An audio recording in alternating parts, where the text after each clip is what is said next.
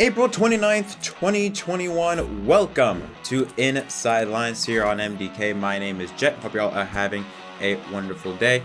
As many of you know, April 29th is the 70th birthday of the man in black himself, the Intimidator Dale Earnhardt. So I'm wearing this number 3 shirt in honor of his birthday. It's a bit tight, but anyways, we got a lot of stuff to talk about. We have a new team coming to NASCAR next season. NASCAR and the Race Team Alliance are still trying to figure out if moving the numbers is the right idea. And NASCAR releases what could quite possibly be the worst all-star format I have ever seen.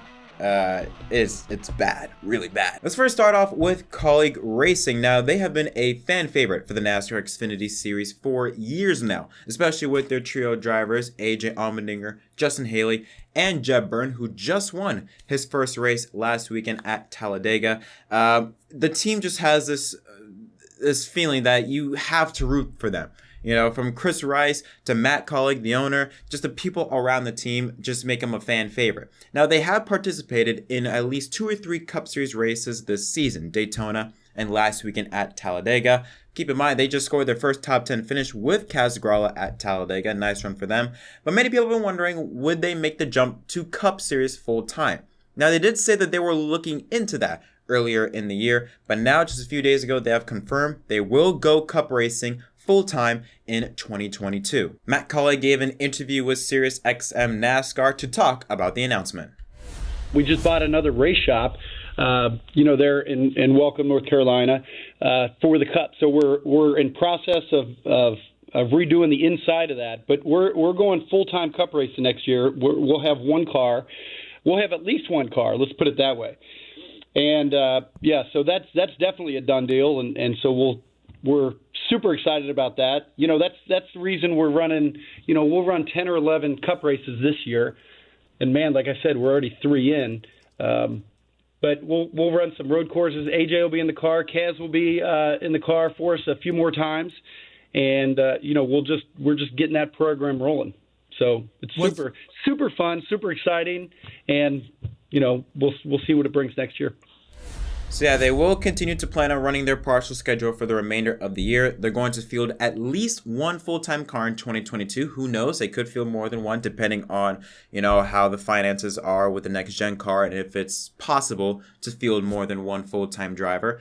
But now the question becomes, who will take over? Who will jump up to the Cup Series?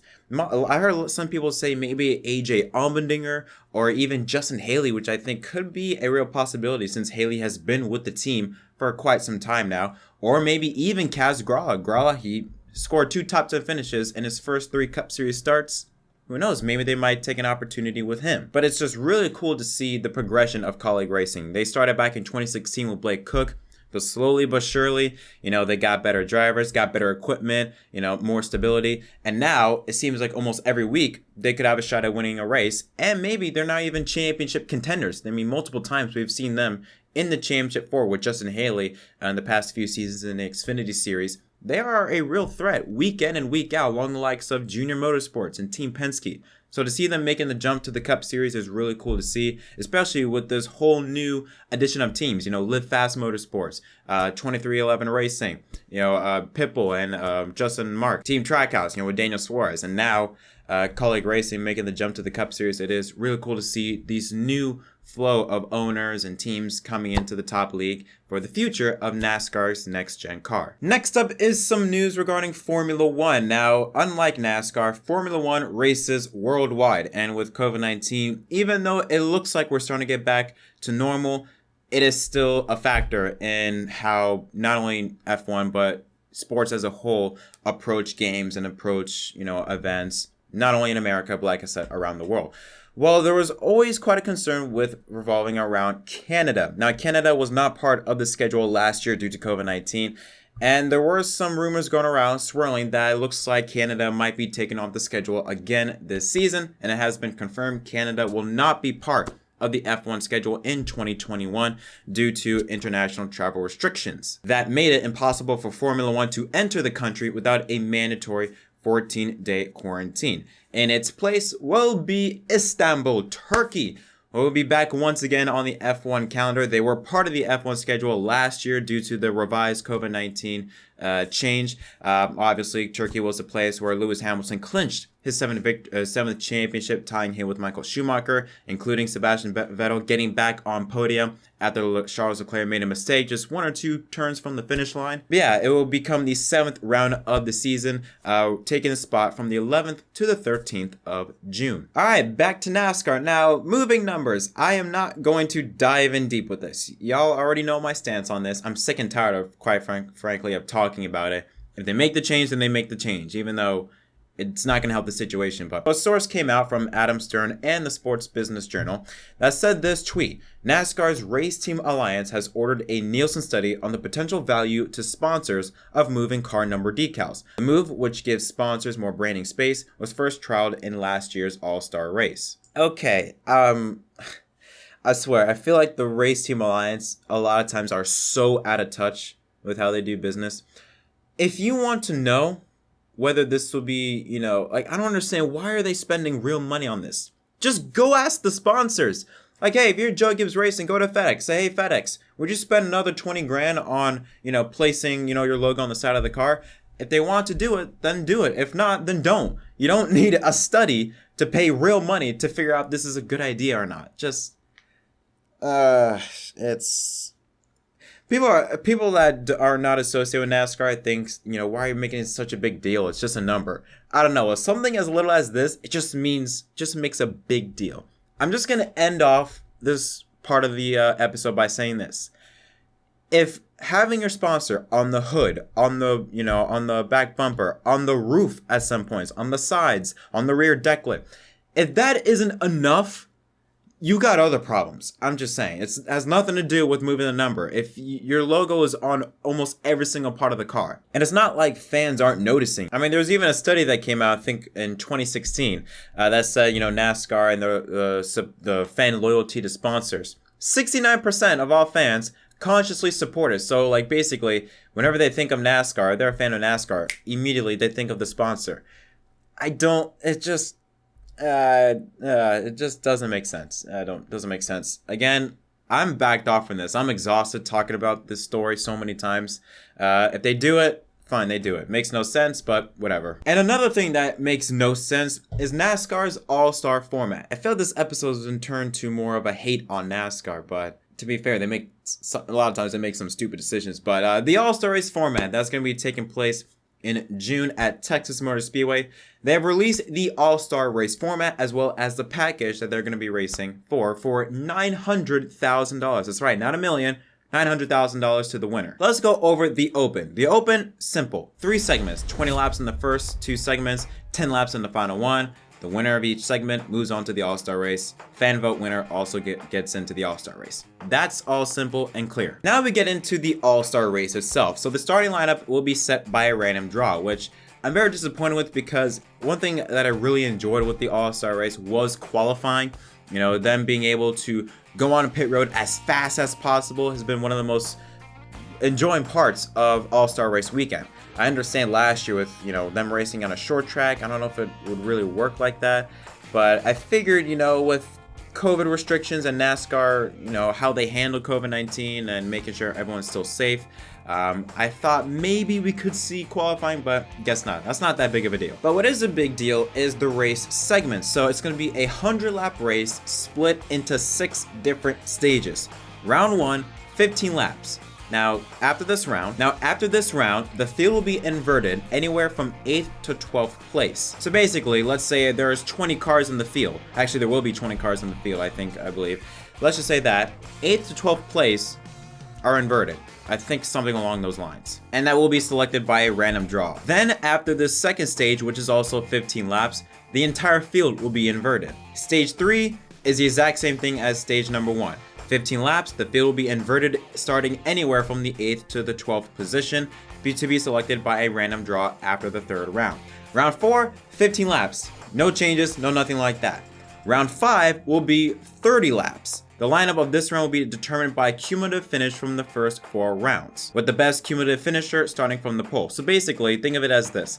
The best average finish from the first 4 rounds, that depends on where you're going to be starting in the 5th round. Another change, all cars must have a mandatory 4-tire pit stop during this round. And the fastest pit stop that crew will earn $100,000. That's why, so basically, they're going to be racing for $1 million, but $900,000 to the winner, $100,000 to the crew. Finally, the 6th round, 10 laps, the cars will line up according to their finishing position from the 5th round for the final segment. So basically, wherever you finish in round 5, that's where you're going to start in round 6. Got it? Good. If not, I don't blame you. But there was also another change regarding the package. The rules configuration of the All-Star race will use a high downforce package like the 1.5 mile tracks, but the engines will use a tapered spacer that will restrict the engines from going, instead of 550 horsepower to 500 to 510. So they're going to take off around 40 to 50 horsepower with the All-Star package.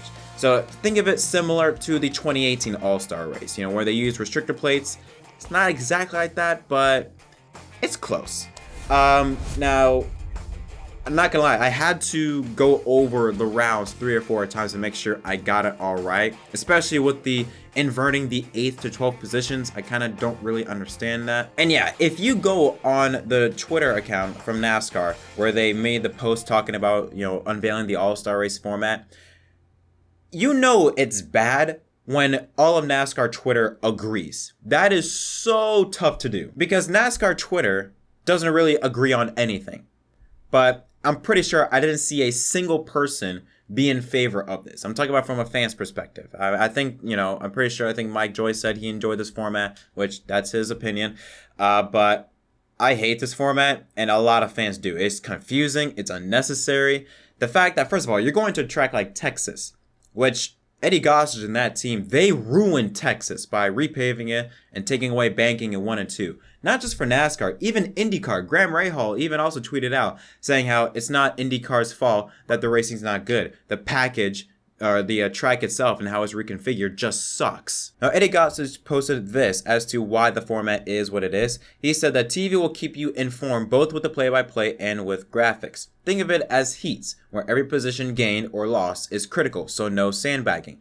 And a main event for big bucks. Gotta race hard all night.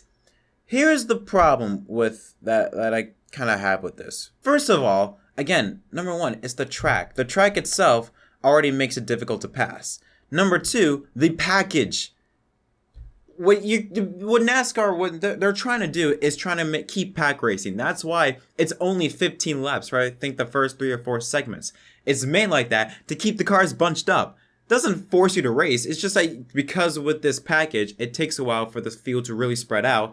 15 lap sprints, of course, it's going to be like pack racing. And also, when you look at round number 5, it's 30 laps. Yes, the positions are going to be based on, what you do in the first 4 rounds. But you could sandbag the first 4 rounds, shine bright in the 5th round, come first in round 5, and then boom, you can steal the win. There are still some flaws in the system, I feel like. And I think it's going to be exposed once we get to the All-Star race in June. There's just so many things. There's so many holes in this. If you want to make a race exciting, you have to go to a track that is exciting. Texas is one of, and quite possibly, the worst mile and a half track on the NASCAR circuit. They destroy the racetrack with the reconfiguration and repave. The package itself, taking away even more horsepower. Fans don't want that. I think if you want to make it interesting, add a bit of spice to it, why not do the opposite? Give them full horsepower, 900, or how many horsepower is on a Cup car in 2021? 900 horsepower, 700 horsepower. Tiny spoiler, big motor. So let's see what happens, I get what they're trying to do, with this pack or with this format, trying to keep the competition close, exciting. But I feel like there's going to be holes in the system. I think with personally, I just think you're not going to see any passes, because of this package and this track. And I think with the first 4 rounds, you can sandbag if you want. Or, let's say after round 3, you can sandbag. Because, again, the field is going to be, inverted, or, switched up, depending on where you finished. Round 4, you could be, sandbagging. Round 5, you can come to life and, boom, steal the race win when you really only tried after 3 rounds. I don't know. I still feel like there are bugs in the system. The All-Star race should be unique, exciting, and fun. And I think the way this format is built, and with the package and the track, I think it's just not going to be a fun race. I don't see that. I hope I am wrong. I hope it's a fantastic race. I would love to be wrong, but I don't know. And But I don't know. I think they're just things that just don't add up. I get what they're trying to do, but I think they failed at execution. My opinion, personally. But yeah, what do you think? Do you like this format? Do you not? Tell me in the comment section down below, because I am very intrigued on what you guys have to say. And do you think this format made you more excited or less excited for the All-Star race? Also, like to know your thoughts on that. But until next time, my name is Jet from MDK. Don't forget to leave a like and subscribe for more content, and I'll see y'all next time.